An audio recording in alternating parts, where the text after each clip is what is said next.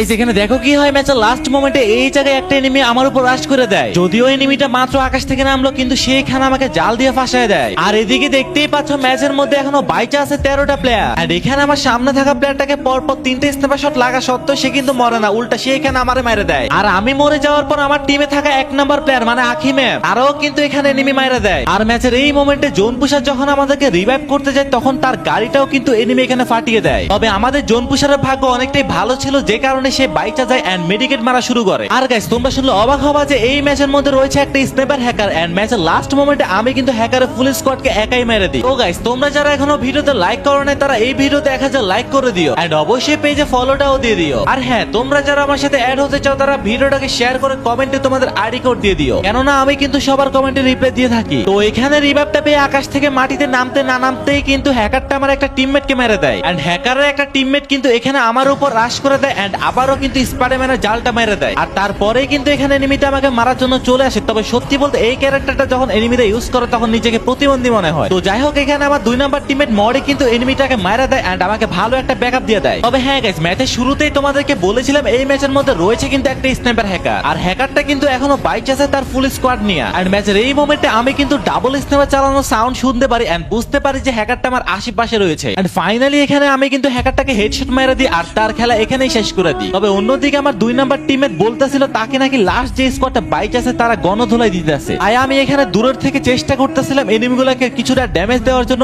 And তাকে ভালো একটা ব্যাকআপ দেওয়ার জন্য। তবে এখানে যেহেতু আমার কাছে রয়েছে মাত্র সিঙ্গেল স্নাইপার, যে কারণে অনেকগুলো শটই মিস যাচ্ছিল, কেননা ডাবল স্নাইপার হলে এগুলোকে আরো আগেই মেরে দিতাম। আর এখানে একটা মজার বিষয় হলো এনিমিগুলো মনে হয় আমার 2 নাম্বার টিমমেটকে পছন্দ করেছে, কেননা গাইস আমাকে কিন্তু এনিমিগুলো এখানে দেখার পরেও কোনো প্রকার ফায়ার দেয় না, কিন্তু মারার জন্য আসে না। আর তাছাড়া বুঝতেই তো পারতেছো সামনে 14ই ফেব্রুয়ারি। তো যাই হোক, আমরা ওইদিকে নাই যাই, আর এই জায়গায় কিন্তু এনিমিগুলো আমার টিমমেটটাকে গণধোলাই দিয়ে মেরে দেয়। তো যাই হোক গাইস, এই জায়গা থেকে বাকি কিছুটা গেমটা তোমরা ইন গেমে এনজয় করো এন্ড দেখো যে কিভাবে আমরা স্কোয়াডটাকে মেরে বুইয়া করি।